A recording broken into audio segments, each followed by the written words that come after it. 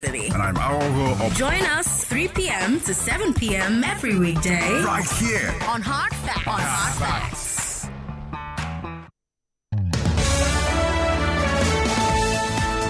Hello, Lagos. Good afternoon. Welcome to your Hard Facts. I am Sandra Ezekwesili. All right. First of all, we have to mention a piece of breaking news. The High Court in Ikeja is hearing Femi Falona's lawsuit against the army over Operation Positive Identification. That High Court in Ikeja has ordered that the army suspend the operation until it has fully heard the case. As we discussed yesterday on the Big Hard Fact, Femi Falana has claimed in his suit that the army has overstepped its authority by launching the operation, since the Constitution says it cannot partake in law enforcement without permission from the National Assembly. Our hearts go out to everybody who has been affected by the fire burning at Balogun Market right now. I'll keep following the case with Femi Falana as well as the story with the fire, because it is not overstepping my duty as president of Hard Facts. Thank you for tuning in. I'm here every weekday to give you the best insights into today's most important topics. I bring them to you, break them down, and give you the facts, and you can form an informed opinion.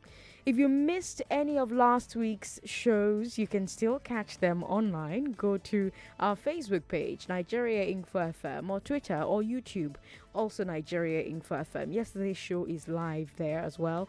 You can catch it. We've got a great show for you today. We're starting with the big three. There's a fire raging in Lagos today. Balogun Market, parts of Balogun Market is in flames. President Buhari's chief of staff flies to London to give him a bill to sign into law. The federal government gives conditions for reopening the border. And on Community Report, we're going to continue our look at the fire at Balogun Market and the efforts to fight it, as well as the aftermath. On the Big Hard Fact, we'll be looking at the raging dispute between ASU and the Accountant General of the Federation over IPPIS. And then I'll hand you over to Rufai Oseni for conversations with Rufai. As usual, throughout the show, we're bringing you the latest updates from the world of news, sports, entertainment, and business.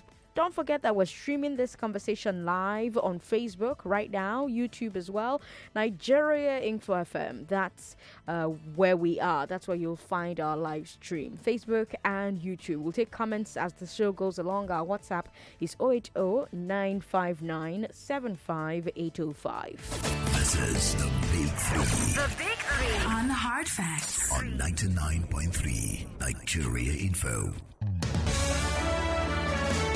You know what to expect on the Big Three, stories that everyone is talking about right now. Why are our markets so vulnerable to fire? Why? If the president is on a personal trip abroad, should the vice president be in charge? Will our neighbors meet government's conditions for opening the borders? Let's get into these stories. There's a fire raging in Balogun Street, one of the busiest markets in Lagos. Reports of the fire first appeared on social media this morning, but now we have confirmed, people on the streets confirmed, that the fire started in a shop and is spreading to a bunch of other houses right there at Balogun. Fire service and police have arrived at the scene and they're fighting the fire with the assistance of members of the public. So far, we have no official reports of casualties, if any. Traders are reported to be desperately trying to evacuate their goods from shops that are close to the inferno. From all of us here at Cool Wazobia Info and AIM Group, our thoughts and prayers are with our fellow Lagosians who are affected by this fire and with the brave men and women of the fire service who are fighting it. This is the second time in less than a month that we've had to report a market fire. Remember that in October, a major market in Onitsha was also set ablaze. And in that earlier case, it was a petrol tanker that veered off the road and crashed into the market and exploded. with today's fire. We don't have an official statement yet about what caused the fire, and we're not going to speculate. But as we watch this fire, and as a fire service battles to put it out, there are so many things that we need to talk about. First of all, are there fire extinguishers in our markets? Have you ever seen a fire extinguisher in our market? Markets burn down all the time in Nigeria. Just before I moved to Lagos, one of the biggest markets in Port Harcourt caught fire. In fact, it is one of the biggest fruit markets in West Africa. You probably know the one I'm talking about. In D-Line. And it all burned down. All of it. A few years before that, it was Mile 1 Market, also in Port Harcourt. And in each of these fires, one of the major problems was there were no fire extinguishers, or not enough fire extinguishers. And we all know how our markets are constructed. We all know how the shops and the stalls are packed close together like sardines. So it raises the question of why it isn't mandatory for every stall to have an extinguisher. And why the state government and the local government and the task force and the Yalojas and everybody else who lays down the law in our markets are not insisting that there must be extinguishers. Some people have suggested that maybe the fire service should have stations close to major markets, since these are the most likely places to catch fire. And then there's the issue of rebuilding. You know, many of the traders who lose their goods in these fires lose everything. Their entire net worth was in their stock, and now it's gone. Now, maybe the government will show up and promise to help them to get on their feet, but for many of them, it will actually not happen. So ask yourself, how many of them have insurance? And that's my first question for you. Do you have fire insurance on your home or your business? If you don't have fire insurance, why not? It's a serious question. Do you have fire insurance? If you don't, why not? For your home or for your business? If you don't have it, why don't you have it? Do you think fire is going to ring a bell before it happens? Why do you think we have so many market fires? What steps do you think everyone can take to prevent market fires or to reduce their frequency? 01277 0993, 01277 1993, 01277 2993, and 01277 3993. These are our numbers. 01277 0993 is our number for female callers. So if you're female, that's the line that gets you to the studio fastest. But if you are feeling very adventurous, you can call the other numbers as well. 01277 1993, 2993, and 3993. Hello, welcome. Good afternoon. Hello, Sandra. Good afternoon. Good afternoon to you. Yeah, this is Chima from Ikorodu. All right, Chima. Do you have a fire insurance for your house? Not really. Not really. So no, you don't. Yeah, I don't have. Okay. Do you have it for your business? No. No, you don't. Why? I don't do business that require fire extinguisher. I'm a farmer and... But you have a farm? Yes. Okay. Do you have fire insurance for your farm? Not really. Why?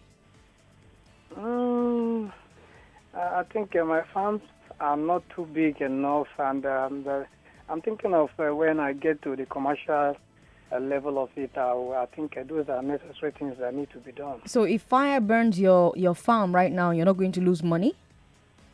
I think I will lose money, but some of the places I have my distance, the possibility of fire burning is very, very low. I see. Now, why do you think we have so many market fires?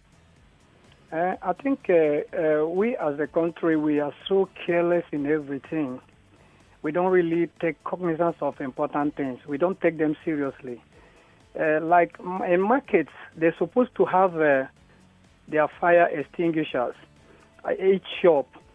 And then if something of this nature happens, when they have tried what they could and have to alert the fire, that is the fire, what do they call the fire corporation, to come into their rescue. And these things has been happening once it comes to a festive season like this.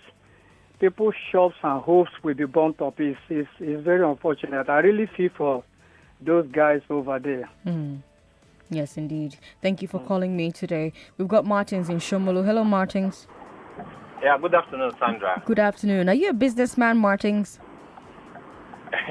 Yes, I am. Do you have a fire insurance for your business? Yes, I do. Oh, that's fantastic. Okay, great.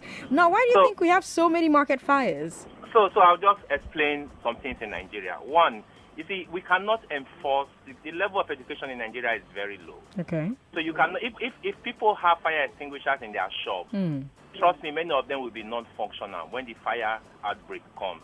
And I've seen people who have fire extinguishers in their cars, and when they have fire outbreaks, they don't even know how to operate them. So the level of education is very low. Okay. So the onus is on government. When you are building public enterprises like markets or offices, you should have fire hoses, you should have fire points, you should have major fire extinguishers. True.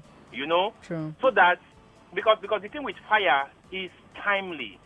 For fire to occur, there are three things. You have the heat, you have the fuel, and then you have oxygen. To put out fire, then you have to take off one of these three things, okay? So for you to tackle fire, is your first action.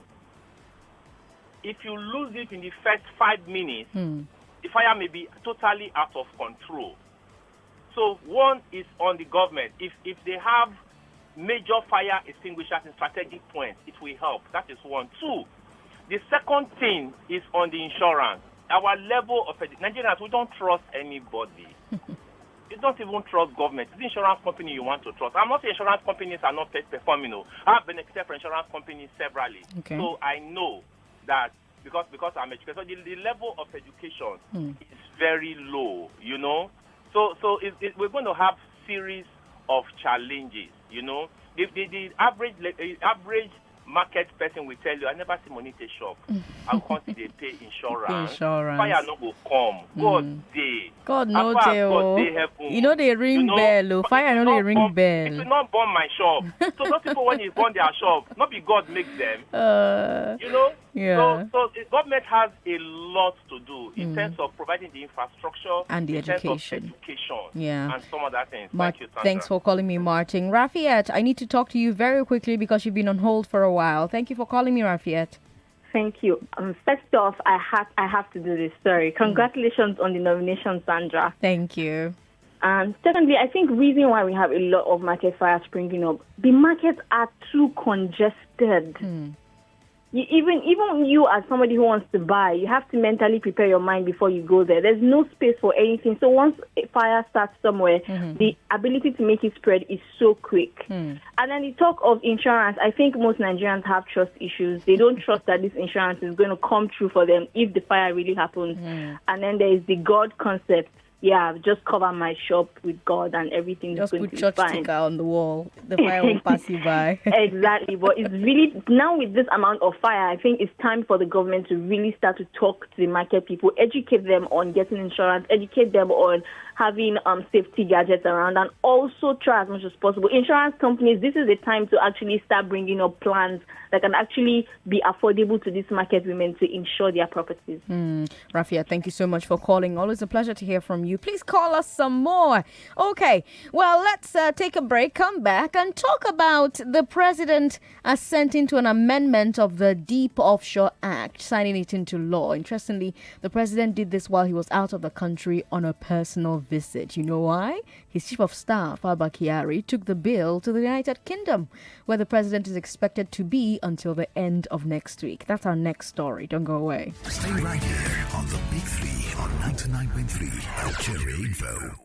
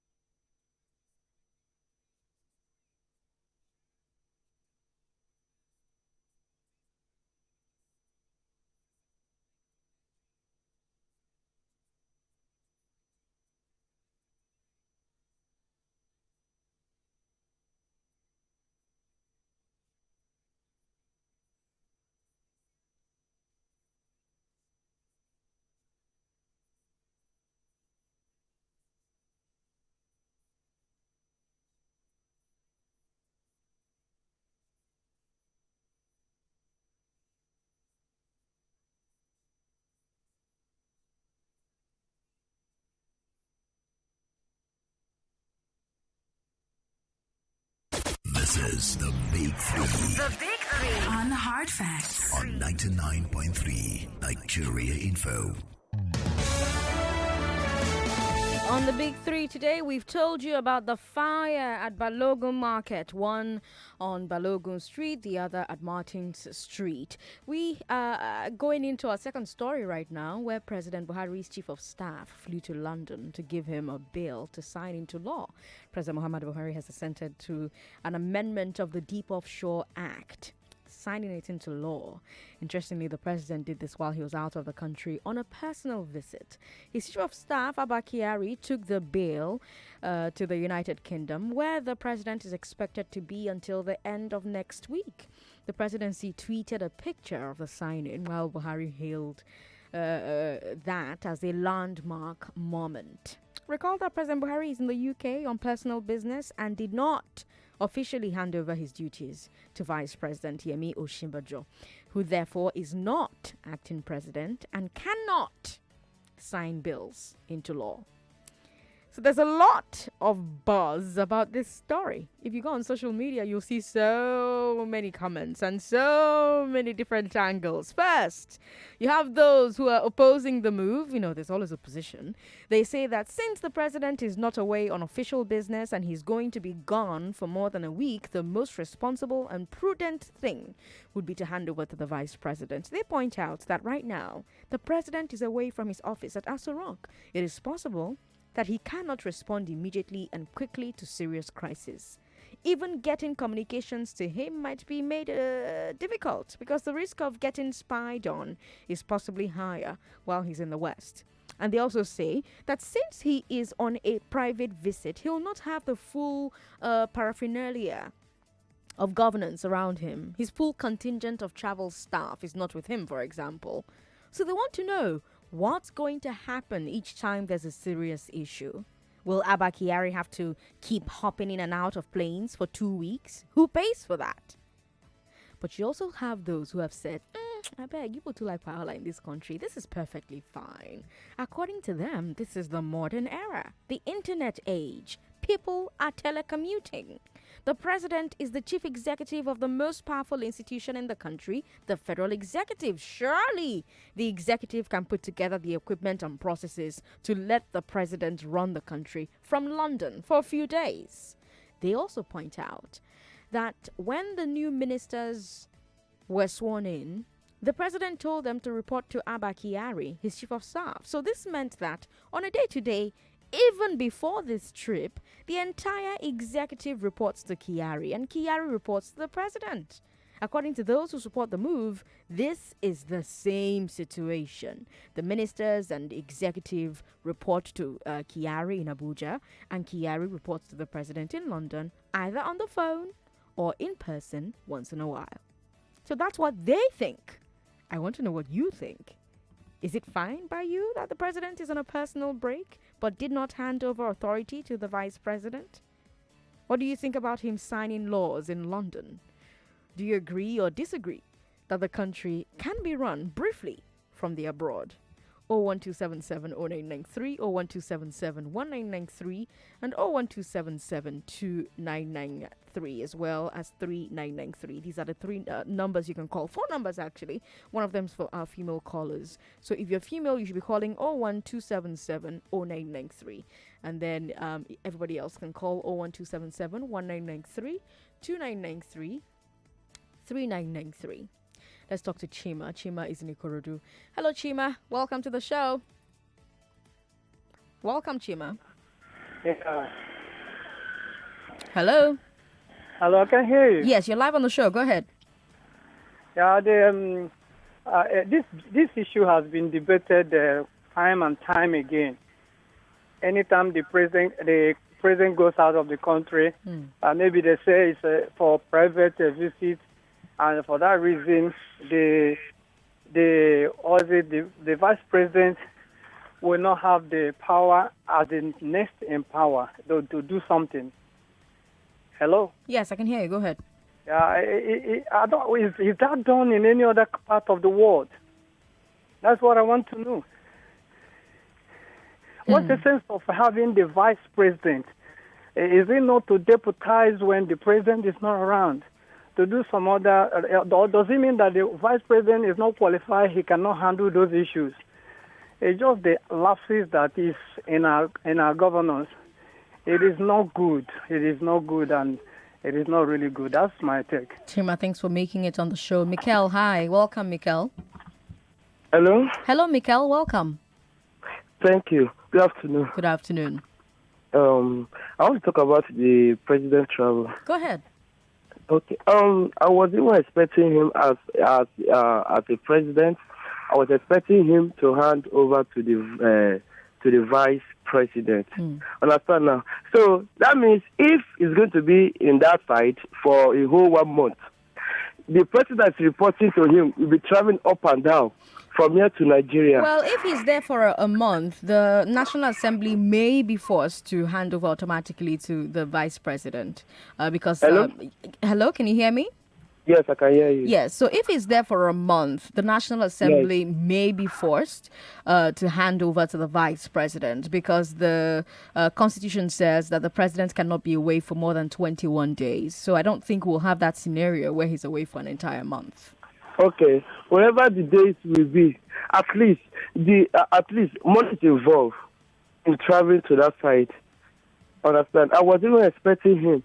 At least he can do that in Nigeria. At least to what is he trying to tell us, that it is better doing it in abroad than doing it in Nigeria? Well, he's away on a personal holiday, but he wants to show us that even though he's on a personal holiday, he's still doing the work as president of Nigeria. Okay, no problem. Thanks but for calling. I'm not in support of that. You're not in Thank support. you. Thank you so much. My last call is Christopher in Surulere, and then we'll move on to the final story. Hello, Chris. Welcome. President Sandra. Yes, hi. Good afternoon, Jerry. Good afternoon. For me, I've said it several times. You know, the way I do my own thing is different from you, right? Okay. But even if I do, and it's not, maybe I'm not doing the right thing, then people call. Chris, or President Sandra, how you are doing this thing, that is not how it's supposed to be. That's why I always tell Sarotimi, to be a good leader, you have to be a good listener, right? Okay. Some time ago, the president traveled, and they hand over to the vice. And the vice did some certain jobs, right?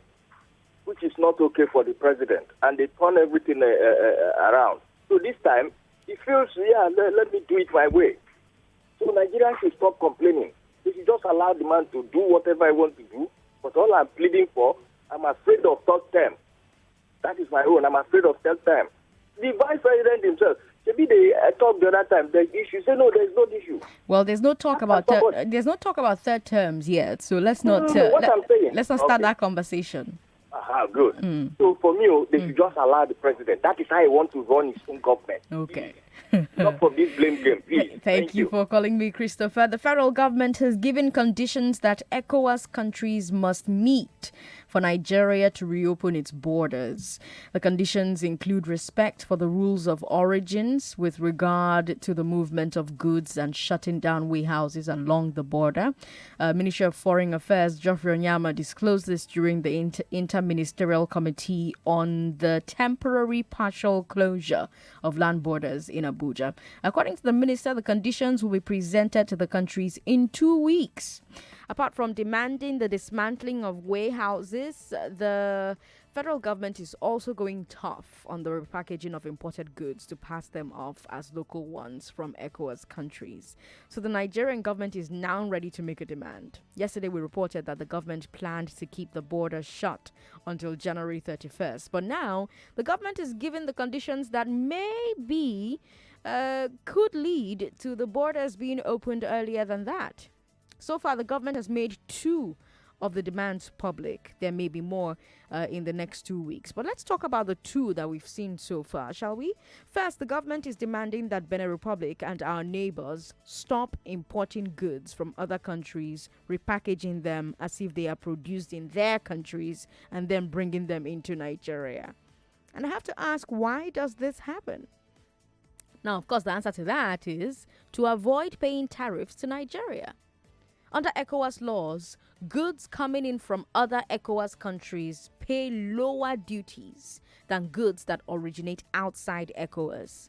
So the federal government is claiming that traders in Benin who import goods from places like China or Thailand disguise them as made in Benin when they bring them into Nigeria so that they pay ECOWAS price, not China price. And Nigeria is saying enough is enough. The second demand is that our neighbors should demolish the warehouses that have been built all along the border. These warehouses store goods for import into Nigeria, and the government is concerned that the warehouses make it easy to flood our market. And I have to ask if you think the Nigerian government's demands are reasonable. The two demands that the Nigerian government has made so far, do you think they're reasonable? Do you think our neighbors like Benin Republic will comply? 01277 0993, 01277 1993, 01277 2993, and 01277 3993. 01277 1993, 2993, 3993. These are the numbers you should be calling. WhatsApp is available as well. WhatsApp is 080 959 75805. We've got Dimola in Ikorodu. Hello, Dimola. Thank you so much for calling us. Welcome, Dimola. Yeah, good afternoon. Good afternoon. Yeah, I want to talk on the two. Yes, go the ahead. ascending of the bill from the UK and that of the condition for reopening of the border. Go ahead. Yeah, for the bill, I think, to me, the president has not violated the constitution. Because the constitution says once you are away for if you know you are going to be away for 21 days, you should hand over officially to your vice president. That is that. Now, for the condition of reopening of the border, I goes with the federal government. Okay. You see, you cannot be using foreign goods as locally manufactured goods from Benin Republic to flood our country, paying less duty, destroying the economy of Nigeria. So even if the government is going to close the country, the border for the next 1 year, they should go ahead and do it until those countries complies with the rules and regulations of Nigeria. That is just it. All right. Thank you very much. Thank you very much for calling, Dimola. On Facebook, Igwe Nelson says, Nigeria is under fire and the leaders are busy chasing rats. Okay. We've got Ayodeji Olumide who says, congratulations on your nomination, Sandra. Thank you, Ayodeji. He says, our markets are always very congested. No building plans, no standards are maintained, no laws are enforced. So it's not surprising that there are fire incidents every time. It is wrong for the president to sign a public document on a private visit. Why didn't the president hand over powers to the VP before he left? The president should have taken a leave rather than running the country from outside. Sanusi just says hello. Amechi Paul Kevin Onowa says, quite sad that the fire service could not be effective this time around. There are so many more comments pouring in via Facebook. Unfortunately, we cannot reach all of them. And thank you for your messages via WhatsApp as well. If you haven't sent us a message yet on Facebook, go online. And if you missed the big three today, you can catch up as soon as we end broadcast on Facebook and YouTube right now, because coming up is Rally Academy telling you why you should learn how to trade in Forex. I am Sandra Ezekwesili. This is 99.3 Nigeria Info. Community report happens immediately after the business news at 4. 99.3 Nigeria Info.